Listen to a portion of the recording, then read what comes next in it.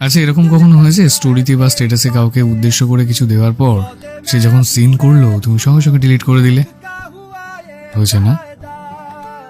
আচ্ছা, এরকম কখনো হয়েছে কাউকে মেসেজ পাঠালে কিন্তু একটু পর সে আইডির পাশে দেখলে 1 minutes ago, দেখে তুমি রাগে ক্ষোভে ফেটে পড়লে? হয়েছে? আচ্ছা, যদি হয় তো ওই মানুষটা আর 5 জনের থেকে অনেক দামি। ভার্চুয়াল প্রেমটা আসলে এরকমই। এখানে আছে অপেক্ষা, আছে উপেক্ষাও, বিশ্বাস অবিশ্বাস, রাগ অভিমান অভিযোগ, ভুল বোঝাবুঝি মানিয়ে নেওয়া, সব এখানে হয়। এখানে দুটো মানুষ থাকে দু প্রান্তে, মাঝে মস্ত বড় দূরত্বের দেওয়াল। এপাশের মানুষটা যে কাজকর্মগুলো করে সেগুলো যদি তুমি সামনে থেকে দেখতে তাহলে হয়তো তোমার রাগ হতো না। তাই লং ডিস্টেন্সটা একটু চাপের, ইম্পসিবল না।